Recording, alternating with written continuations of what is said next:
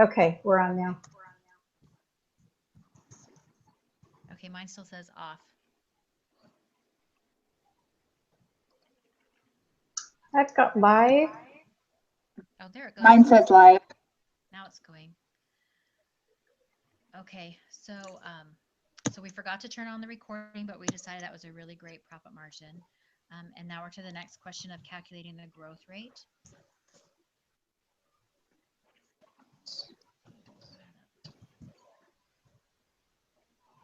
And that's not something that was already in the Excel sheet, right? Correct.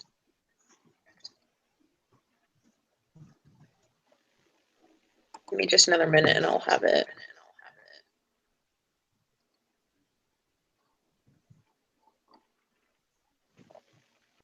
And you said from 2003 to 2004? Yeah, and then again from 2002 to 2006. 6, okay.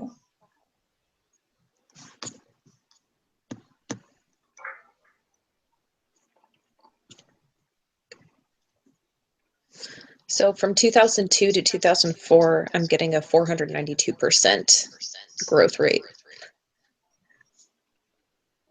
Wow, how did you calculate that based on what we have in the Excel? So I did it based off of what's in Exhibit 5. Okay. Okay, that's what I was like, wait, I think I got here. And I did it over the net income. Okay, so Exhibit 5? Mm-hmm. Oh, okay. Oh, I see it. Okay. Yeah. So the way you do it is you take the present value, you subtract your furthest like historical value, and you divide it by the historical value.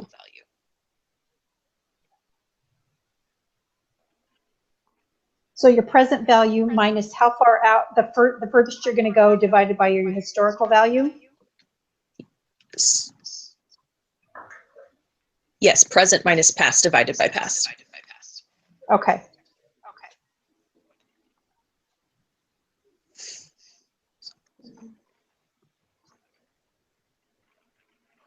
And you use the net income? Yeah. Okay.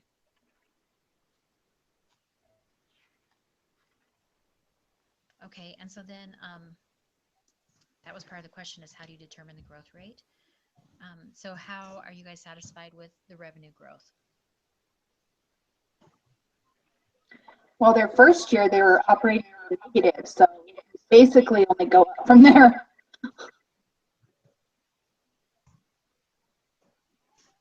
So you cut out again, Casey, and I don't know if it's my connection because it's kind of wishy-washy or just what, but could you say that again? I just said they were starting out at a negative. So by 2006, their net operating income was all the way up in the 3 million. So I would say their growth is pretty good. Yeah, so the growth rate from their projected 2006 from 2002 is like 48,000, or sorry, 4,800. So 4,719%.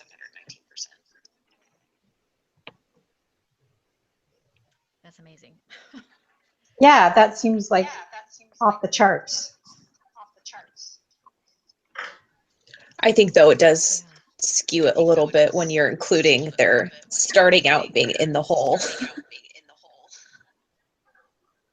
Yeah, considering that they were in the negatives.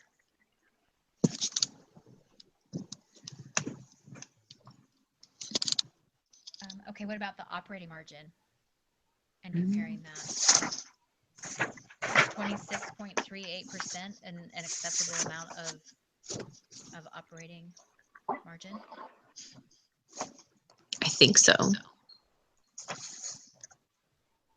What do we have to compare that to? I don't know what's considered acceptable. Industry standards are.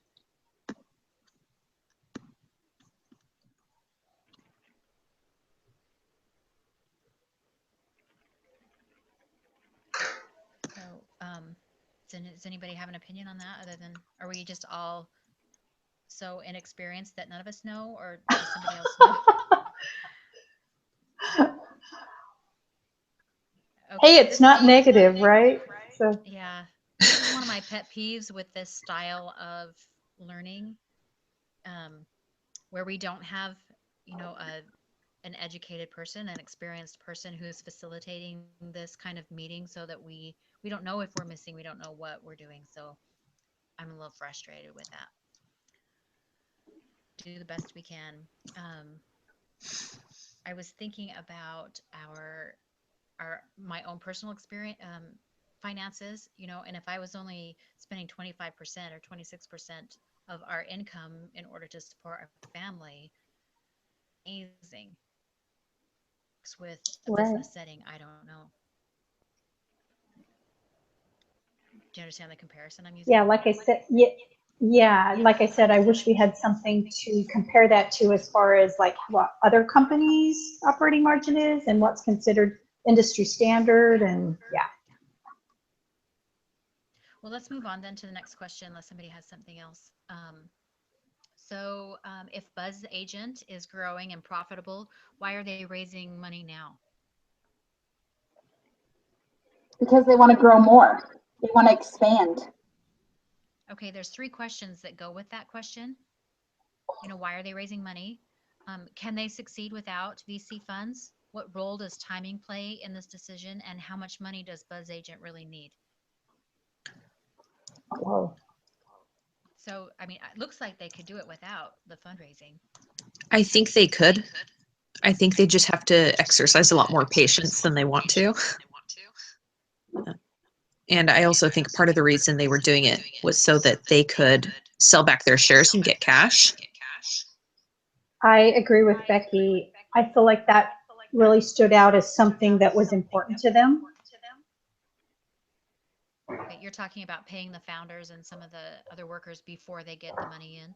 Yeah. Exactly. Yeah, that's their little bonus. Which they only would have been able to do if they had gotten the extra financing. From what it sounded like to me.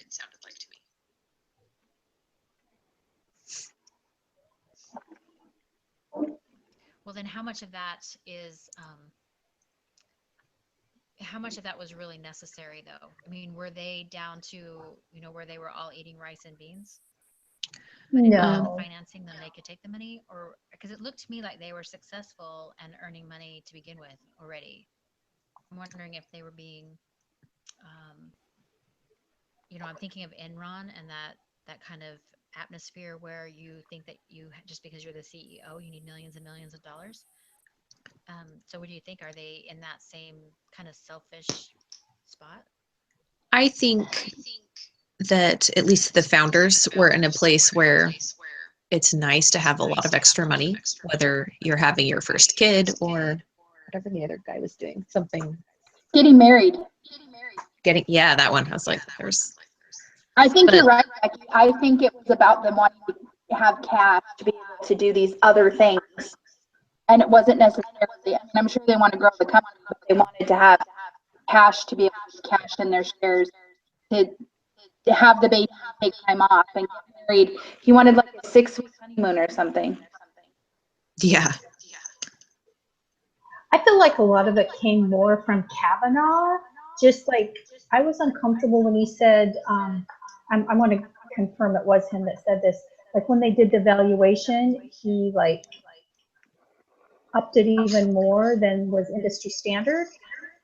So, and the way he wanted to market it as a Series B instead of a real Series A, I don't know. I just kind of feel like a lot of it came from Kavanaugh, not Walter as much.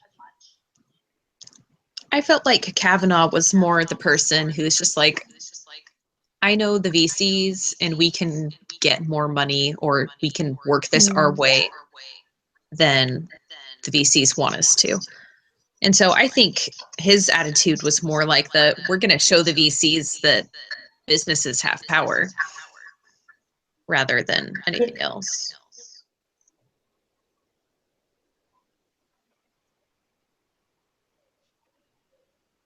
Okay. So then, question 5, we need to open up the spreadsheet that we were working on and compare the different valuations. And then we need to do a couple of things. Discuss the math used to calculate the answers. And there is an answer key in the back. I'm curious to see how you guys figured it out. And then when we do that, and after we figure out the math, how do the growth expectations affect your view on which term sheet is more favorable to the management? We can use the capitalization tables that are in the Excel file. And then we can compare the different answers. So I'm on the phone right now, so I can't share my file. So I need someone to open that up that would be willing to share that. I can go ahead and do that. Did you want to start with spreadsheet 1, the introduction?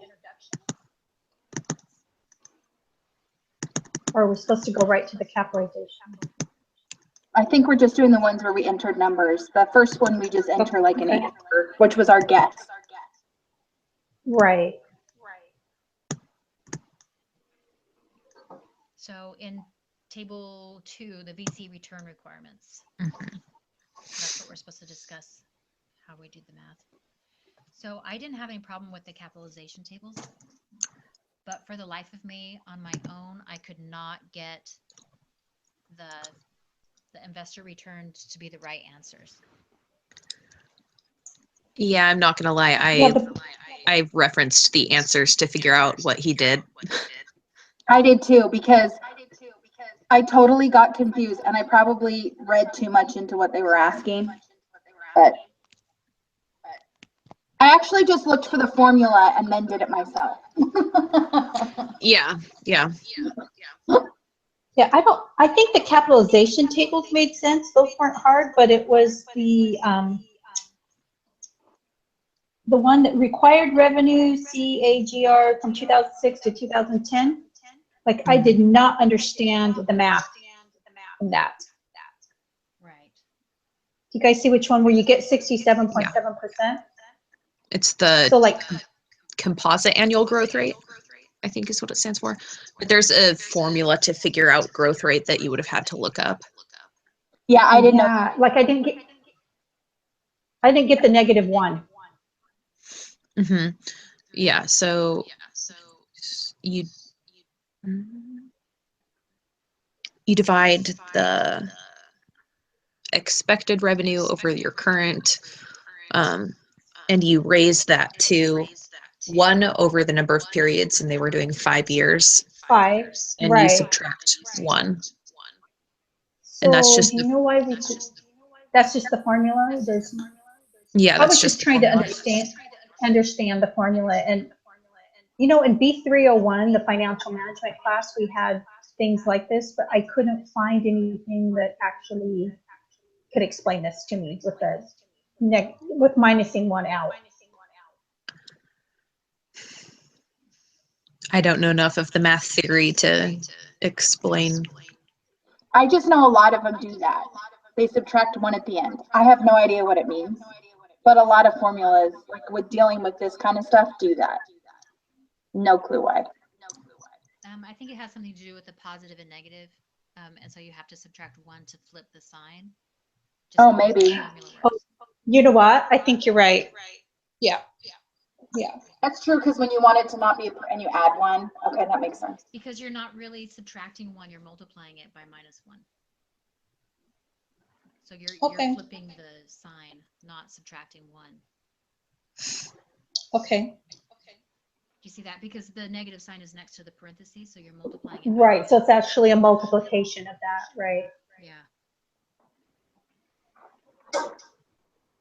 Yeah, but I still don't really understand how they did it. No, I didn't look at the formulas or the answer key first. I tried like using what they did for the 40 million valuation and then trying to implement that into the 50, but yes, it was difficult.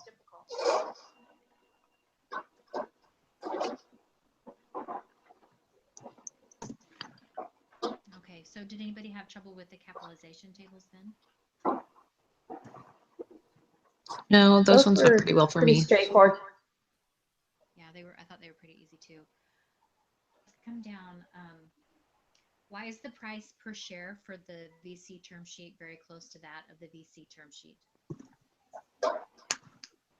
I think I think that's a typo. I think why is the price per share from Bzz Agent this pretty close to the one for the VC? Because one was like $7.07 and the other one was what, 6 cents or something? $7.06. Yeah. Yeah, they were like 1 Why cent were they difference. so close? Are they asking why they're close or Well, I think because how they you would think changed it would be things? worth more, but I think it's because they put in so much more money and they had, so then they ended up diluting it more, diluting the, Right, they diluted their pool. yeah. And so each one was actually worth a penny less. There was just more of them.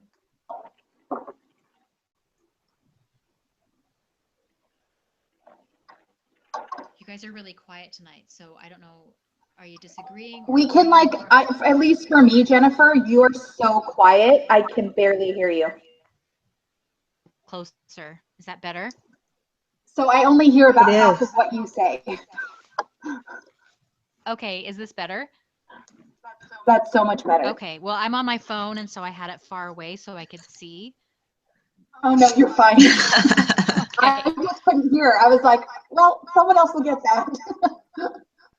Okay. What I was saying is on number 9, it says that why is the price per share different? But they're so close. And I said, I think it's because there's so much more money, but that also means that there's a lot more dilution. And so the price is actually less, but because there's so many more shares, then that's where you get the additional money. Right. Yes. Okay. So then part of this question, which number is more important to you as a founder? Is it the value or the percent of shares? Ooh. That's a good question. Depends on what you want, but it seems like most of the time people want control of the company. So I feel like having more shares as the founder is important. Yeah, I think that you would have to do the math on an individual basis. You know, if you have a higher value and you have fewer shares, might be more money than having more shares at a lower value, but then at the same time, it might not be. You have to, depends on what the values are and how many shares you're talking about.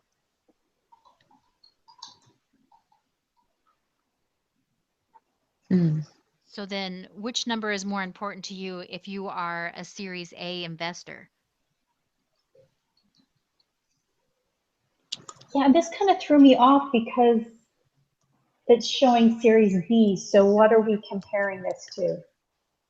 It's, I think, just talking about a hypothetical investor who usually by like round 2 or 3 have a much smaller stake in the company. Yeah. And so I think the more kind of diluted it gets, the even smaller portion that they have, which would be frustrating for them. It seemed like in the past, you know, last week when we were doing the capitalization and doing those tables, it's like the seed people and the Series A people, they kind of got screwed once you went into the Series B and so on and so forth. Mm-hmm.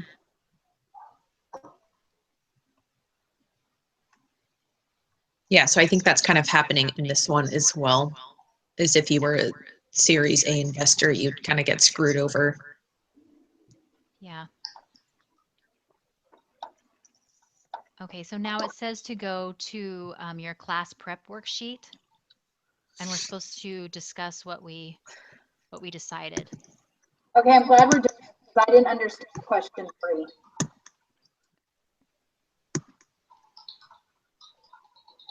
Oh. Okay.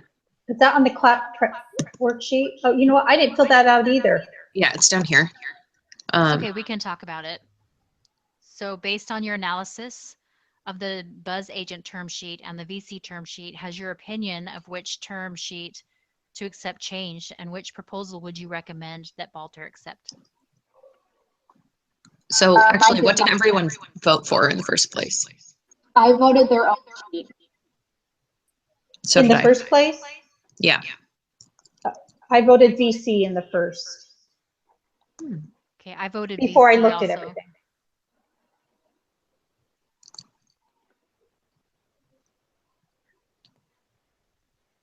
I voted VC after I tried figuring out the programs and whatnot, the Excel sheets. So, The second vote so was you all changed, I didn't stayed the understand. same.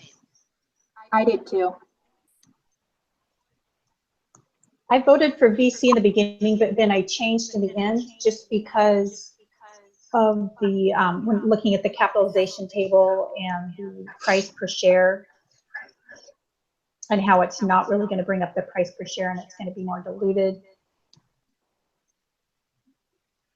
Okay, did anybody else have a different reason?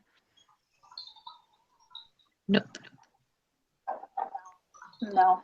Okay, so number 2, the VC term sheet describes a more investor-friendly board.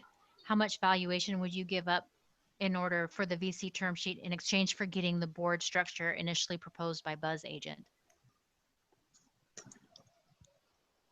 That was actually, for me, was another reason I changed is because in the, just a second, I got to pull it up here.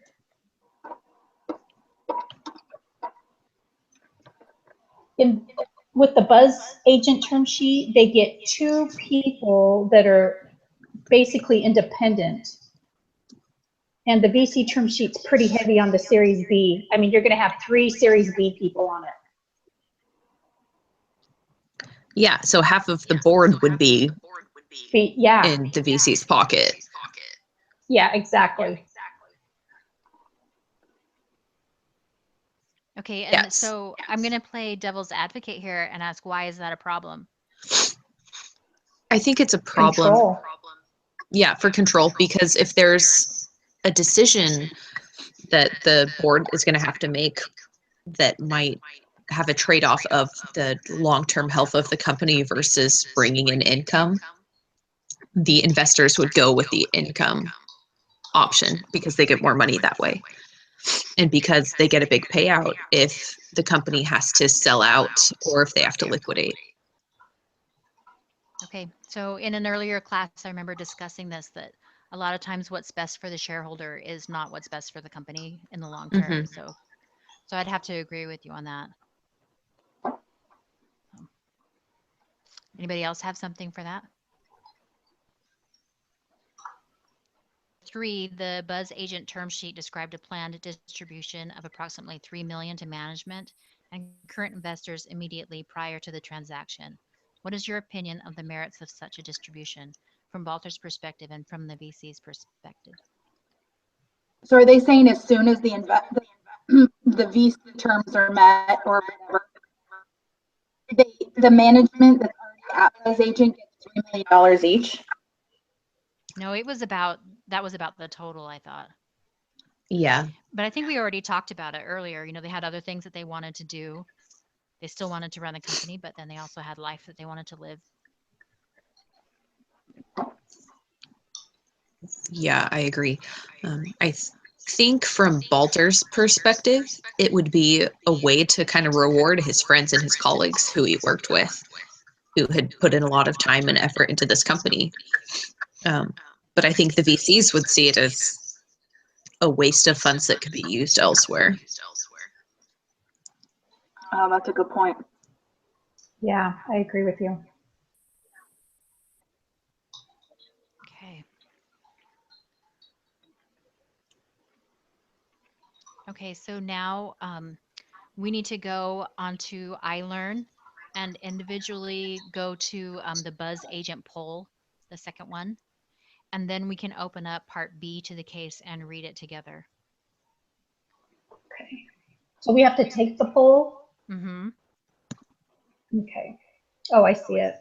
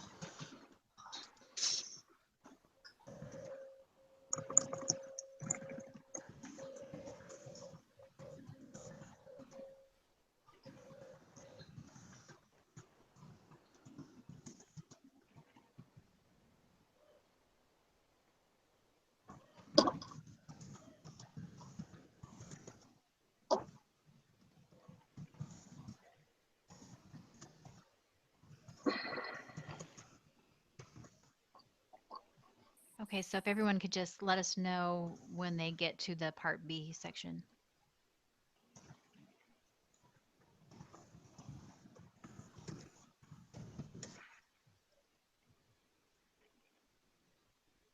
I am at RB. Okay, I am too. Okay, it's I'm 4 in. pages long. I know, I saw that. Ugh.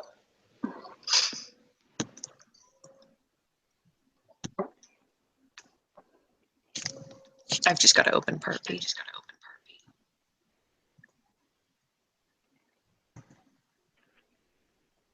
Okay, so I'll just start and read the first section. It's 2 paragraphs, and then we can just divide it up. Let's see, ranking criteria is a couple of paragraphs. Yeah, we'll just do that. Okay. Okay, so let me get it where I can read the whole thing.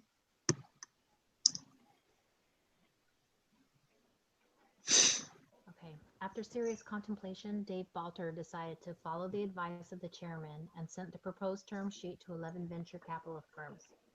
Kavanaugh and Balter had identified these firms as those that had significant relevant industry expertise, were known to add value to their portfolio companies, or who might improve the chances of a successful exit through the cachet of their own brand name. The firms included 4 of the top West Coast VCs, 4 of the top East Coast VCs, and 3 firms that had multiple investments in consumer companies. Although Balter had been concerned that their approach would be deemed to be brash and naive, he was pleasantly surprised when several firms quickly arranged for follow-up calls and meetings to learn more about Bzz Agent and to discuss what sort of partner they might be for the business. Over the course of the following weeks, Balter and Kavanaugh met with each of the firms, many of which agreed to the basic terms and conditions that Bzz Agent had proposed. A few of the firms asked to change specific terms. Balter's answer was always the same. You should change whatever you would like to change, but we will consider that a negative in your assessment of your proposal. We think the proposed term sheet is a balanced approach.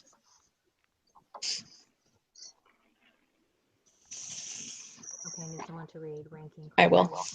Ranking criteria. Unfortunately, while Balter and Kavanaugh had succeeded in getting multiple VC firms to make offers on similar terms, this made for a difficult selection process.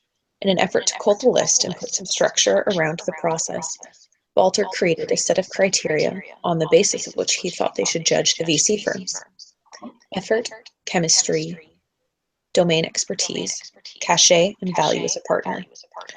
Balter explained his criteria. We were very interested in firms that could actually help the business grow. We didn't require the capital to scale, and were really thinking of our investors as partners. So effort, domain expertise, and value added potential were intended to cover that. Chemistry was important to ensure we could work well together. This type of relationship is often like a marriage, so we wanted it to be a good one. Finally, cachet was important as it would help us acquire top-tier talent and open doors previously closed to us. Balter ranked the 11 firms on each of the criteria and sorted them by average ranking. The results of Balter's analysis are shown in Table 1 below. Of the 11 firms that met with Bzz Agent, 4 clearly rose to the top. 2 firms, Firm A and Firm D, had great chemistry and fit, but did not bring the cachet of better-known firms such as Firm B and Firm C. Okay, I'll read Firm A. Firm A has recently established East Coast seed and early stage investors founded by a team of experienced entrepreneurs and investors. The firm prided itself on being an active investor and bringing deep resources to its portfolio companies through the expertise and perspectives of the former entrepreneurs that made up much of the investment team. The lead partner on the transaction at Firm A was extremely knowledgeable about the consumer technology industry and was enthusiastic about the deal, which would be one of his first investments as a venture investor. In keeping with the firm's mission, he promised to be very involved and as helpful as he could. He had previously worked for one of the companies that the chairman founded and was known and trusted. Balter and Kavanaugh felt a strong connection with the general partners at Firm A and believed that they would be helpful in managing through any difficult issues that arose at the board level. Describing Firm A as the kindest of the firms they met with, Balter noted that Firm A had been honest, direct, and respectful of his time throughout their interaction, and he was hopeful that they would continue in that style if they were to invest. The one area that Balter was not able to rate firm A highly on was cachet, partly due to the fact that it had been launched only a few years before and had yet to develop a credible track record. Can I just ask what is meant by cachet? I don't know. Isn't that their credibility or their like reputation? That would kind of make sense. I didn't know if it was like their connection, you know, with other industries. I wasn't sure. I'm going to Google it. The state of being respected or admired, prestige. There we go. Okay.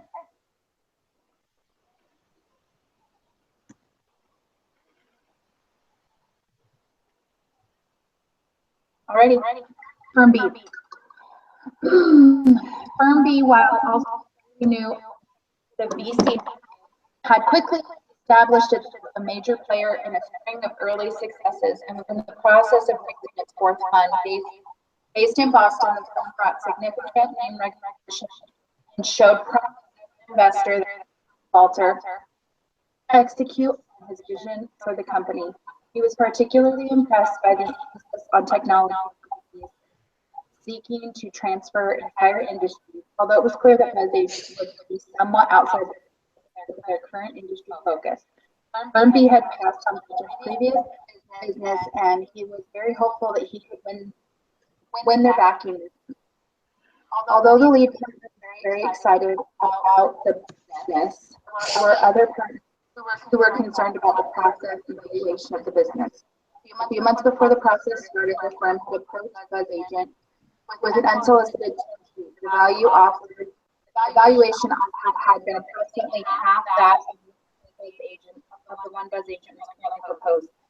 As an East Coast firm, there were social and professional connections between the partners of this firm and the chairman.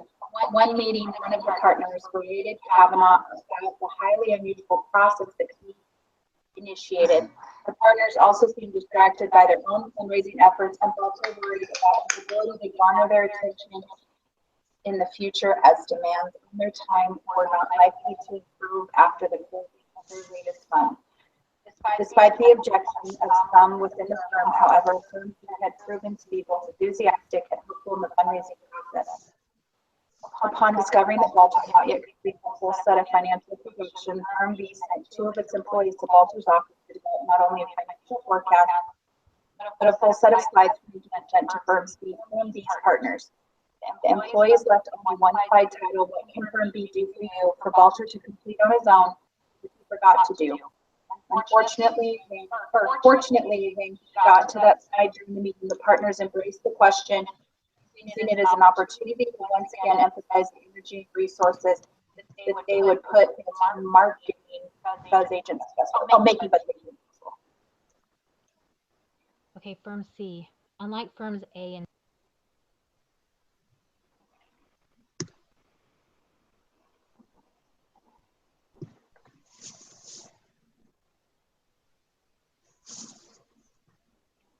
Did we lose her, or is it just me that can't hear? No, I think we lost her. Can't hear either. I kind of worried. Oh, I you know thought what? my connection vanished. No, her mic is just muted. Oh, she hit her mute button. Jen, you hit your mute button. okay, I must have hit it with my cheek. Sorry about that. Okay, so I was trying to, have my face close by so you could hear. Let's try this again. So firm C, unlike firms A and B, which were both relatively new East Coast entrants to the VC industry, firm C was a West Coast firm that had been in business for over 20 years. The general partners of firm C were recognized leaders in the industry who had been through several business cycles and had backed hundreds of startups and growth stage companies. They had been investors in some of the most successful companies in the last 10 years. The network developed through decades of experience provided Firm C with the ability to identify and engage the most well-suited resources for its portfolio companies. While Balter was impressed with Firm C's pedigree, he wondered whether they truly understood consumer internet businesses. Firm C had recently invested in a Boston-based startup with significant traction, but no monetization model at a surprisingly high valuation. Although he liked the idea that they were willing to pay full price for deals that they liked, Balter worried that this might be an indication that they had a poor understanding of the economics of the industry. Balter also wondered how much value Firm C could truly add to Buzz Agent without an East Coast office. Much of Firm C's resources were likely to be based in Silicon Valley, and the partners were unlikely to spend much time in Boston.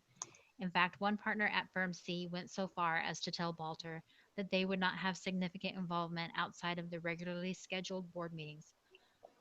Balter wondered how much location should matter for a Series A or Series B investor, and whether he would truly have the support he was looking for. Alternatively, he wondered whether a West Coast firm might bring different resources to the table that Buzz Agent would be missing out on if it only invited East Coast firms into its financing round. Okay, I'll do Firm D. Like Firm C, Firm D was a long-established GC with over 20 years of history, operating out of offices in both Boston and Silicon Valley. Firm D had substantial reach within the technology community. Despite its extensive track record, Firm D maintained a fairly low profile in the VC community, perhaps limiting the cachet and value that they could bring as an investor. Firm D had the most responsive firm throughout the process, going out of their way to offer advice and introductions to Buzz Agent that came from their deep domain expertise.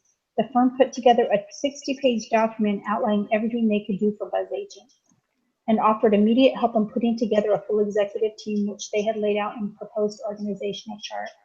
While Firm D seemed to be a strong fit on paper, Balter never felt he quite connected with the lead partner on the deal.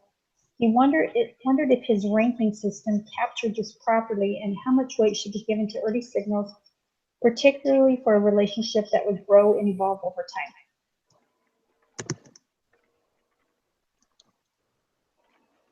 Okay, I'll just read the next steps. Sitting down with his chairman to determine their next move, Balter began discussing his ranking system and the relative merits of the different firms. Was his ranking system the right approach? Had Balter used the right criteria? Now that they had identified their top 4 VC firms, how should they proceed?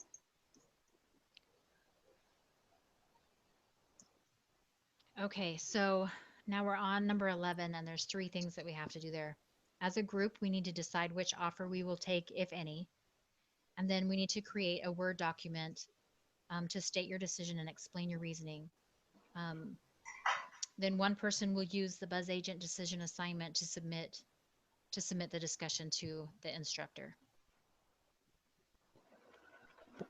Well, that's new. Yeah. Where did you just read all this? Because I'm still in the Buzz case discussion B. I'm in the original discussion, number 11. So go back to the case discussion. I'm just going to open up a new browser.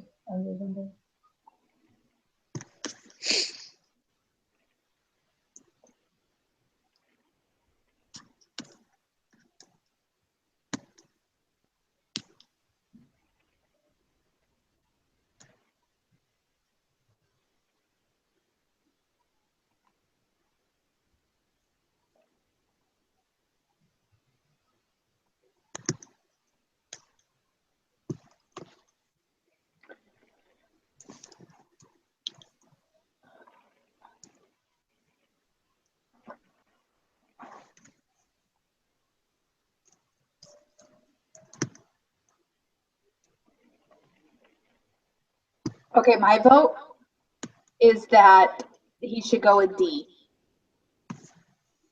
Are we taking votes? Yeah. Hold on. I'm kind of torn between A and D. Yeah, me too. I was thinking maybe more A than D, mostly because I think it was saying he got along with them better. Right, the chemistry. But that they were fairly comparable otherwise, other than A did have a very good track record because they were still a pretty new firm. Yeah. But I think it said that D didn't have a very big rip. They didn't have the cachet, I think. Yeah. I'm good with A. I'm easily swayed, guys. Yeah, I felt like B and C had some huge red flags. Yeah, me too. Go with those two.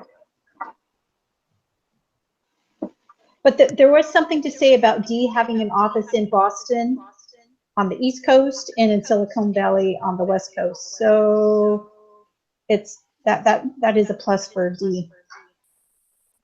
So I could go either way, A or D. Something in about B then, because they had been previously interested, you know, and they tried to get a lower price. You know, they had a lower valuation, but then they're still open to discussing. It seemed like they're more willing to work together and see how they can benefit each other, and they're interested in the company as a whole. Now, it's taken some effort, but I feel like their interest is legitimate. Like when they're talking about the slideshow, you know, that he forgot to finish making the slide, yet they were still interested in the question, and they're like, hey, you know, this is what we can do together. And it felt like they think about it and didn't just run numbers. Does that make sense?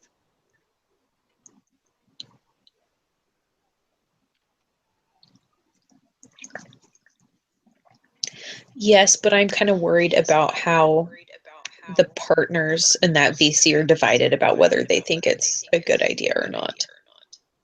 I know, I see the words berated, I see the words distracted. But then at in the from D. end, the partners embraced the opportunity. That's true. Do you So know they've been something we don't know?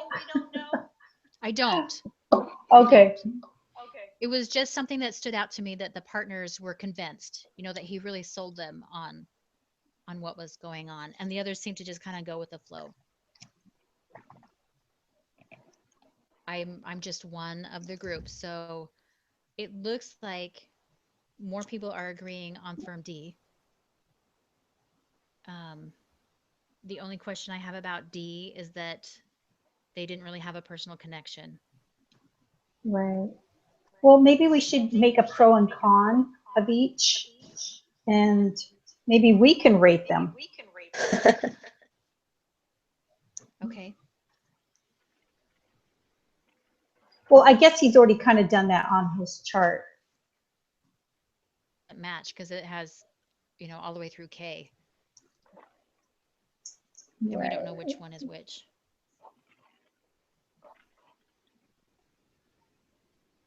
Oh, actually, yeah. Because see, it says H, I, J, and K have higher numbers than A, B, C, Yeah, and D. they do. Yeah, but I think they want a lower number, not a higher number. Oh, I see what you're They're saying. ranking One them is the from 1 best to and 11 is 11. the worst. 1 being the Okay, best. got it. 11 being the worst. Okay, I was looking at backwards, sorry. So let's maybe look at the chart and kind of discuss each column. Here's and the difference between firm A and firm B. Firm A, they are an active investor and they want to participate.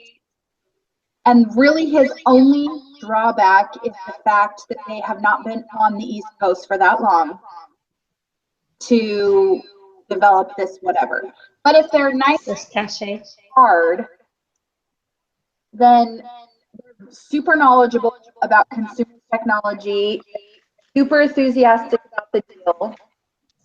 And my drawback to firm D would be the fact that he did not connect with him. So if he's stuck working with someone he doesn't like, he's not going to go well. You know what I'm looking at? I'm looking at the chemistry column.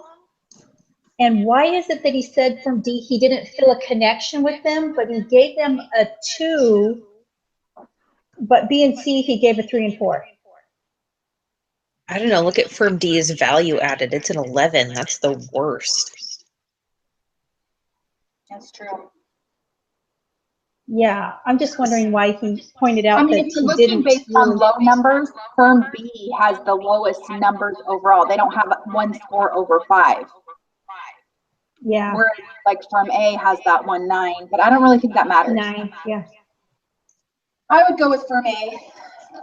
Yeah, I'm still rooting You know for what I firm want to A. look at? I would go with who I can defend on paper, since we're going to have to write a paper. So.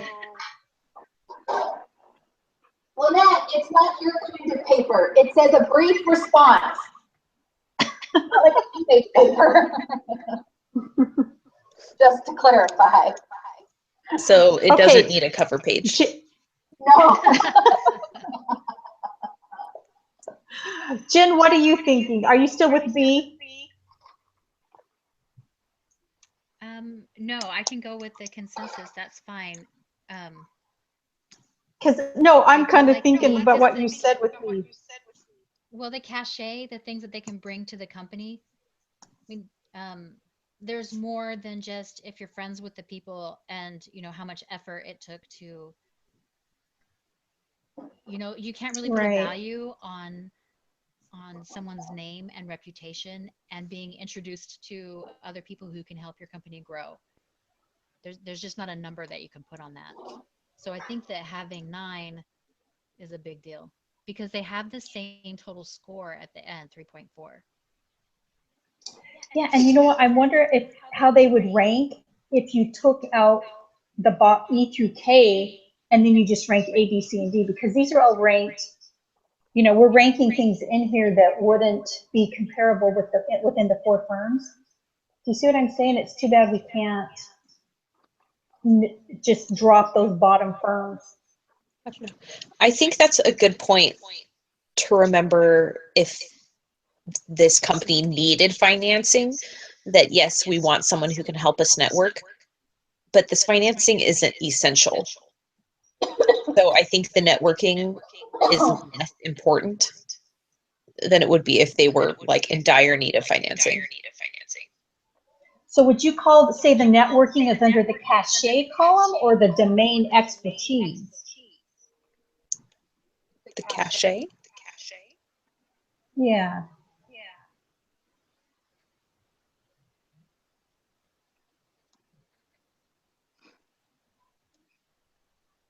How about what's one that everybody would not go with? Let's do process of elimination. Well, hold on. I just did some math. So if you took out Okay. 16, or excuse me, if you took out the cachet, so then A has 8, a total of 8. And if you divide that by 4, you know, to get your average number, then they rank at a 2. But with firm B, if you take out the cachet, they have 16, which puts them at a 4. So if you take that cachet out, then firm A is the best one according to this ranking. Would you call cachet an outlier? Do you know what I mean? Like it's, once you throw that out, it changes everything? You know how like how you have a high number Yeah, and I it's know so what you mean. I high? was just contemplating Yeah. that. Yeah, I think maybe it is.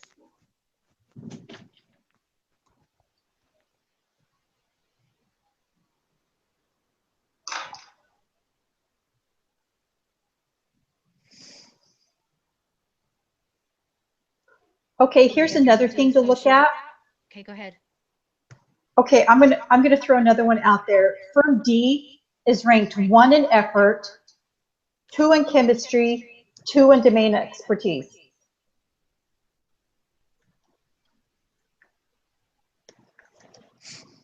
But then again, firm A's got 1, 1, and 2 also. I think the biggest thing for firm D is their value added is like considered to be the worst of all of the companies. You mean like as far as the rankings? Yeah. Yeah.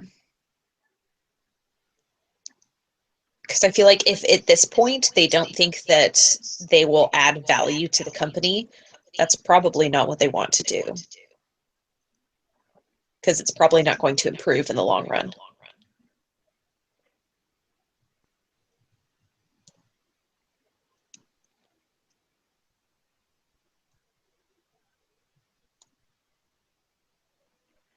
Okay, so then why would we be willing to drop cachet in order to promote, you know, in order to lift firm A to what we want, but we're not willing to drop value added for firm B? Because even if we drop cachet and value, we would have to drop both of them for firm D to be in a competitive spot.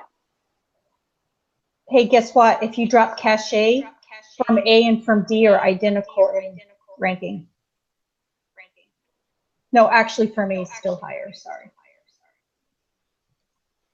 Even if you dropped both, Firm A would still be higher because it has 2 1s and 1 2, and Firm D has Yeah. 2 2s and 1. And 1 1. Okay, so it looks like we're in agreement then with every, we've tried looking at the different things. It looks like Firm A is who we would go with. I think so. I'll go with that. Okay, then let's list out, we did a lot of talking. So let's list out our specific reasons of why we're going with A.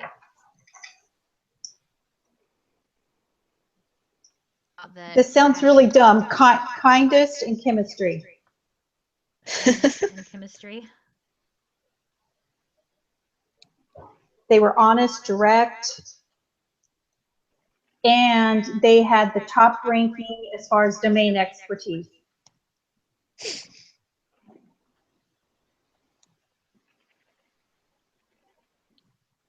And you know what else you could probably say, since they are the youngest firm, they're early, maybe they're a little more hungry, to please. That's very true. Yeah, that's a good point. Like we can use iLearn as an example for that.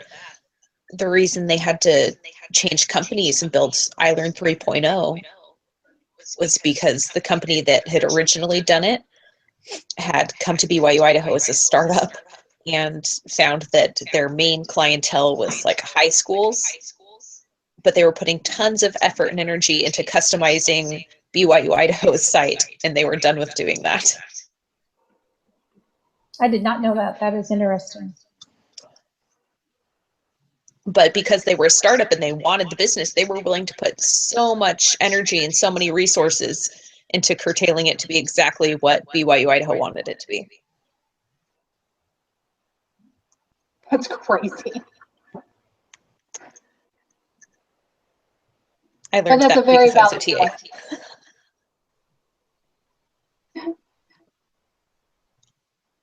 Okay, anybody else have an opinion on that?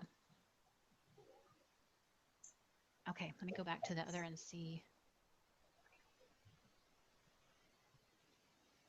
Okay, create one Word document for your group and state the decision and explain the reasoning.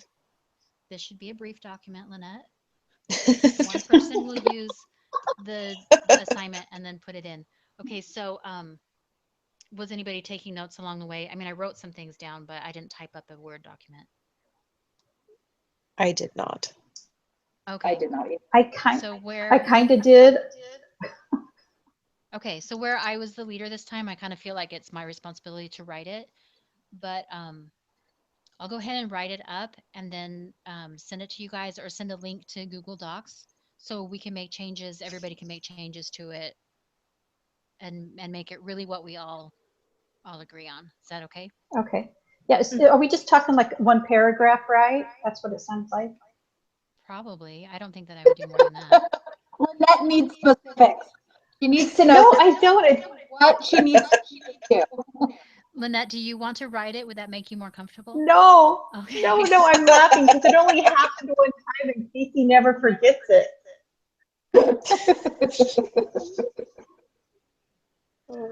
Okay. Well, if it's not good enough, you're not going to hurt my feelings. You're welcome to say whatever you need to. Oh my gosh, it's no, not at all. Okay. All right. So I'm going to say that our summary for now is that we have decided on Firm A, and we have reasons of how they ranked in the different areas, that they were the best in all of them except for Cache, which we think is kind of an oddity, and maybe there's a problem with his criteria. But especially because they're new, we like that the most. Does anybody else have something that they want to add to that for the summary? No. Their expertise in the domain expertise. So they really understood what Bzz Agent does. Okay. Because they were ranked #1 in that. Okay. And they were also ranked #2 in the chemistry. So if you're going to have a long-term partnership, and I think we even compared it to a marriage, there was nobody that ranked higher. Okay, and I think those two trump Cache.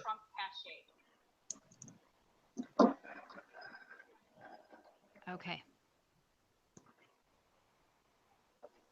Do we find out what really happened to see if we bombed? I don't know. I don't see anything else. Okay. So let me go back.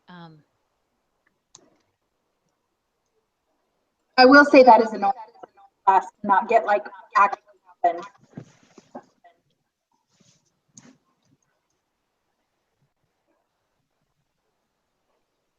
But P.S. guys, I've totally done Buzz Agent before. I missed what you What's said. that? I said I've totally done Buzz Agent before. Really? Yeah, my sister used to do it all the time. She got a ton of free stuff. And so I tried one, and they sent me candy bars.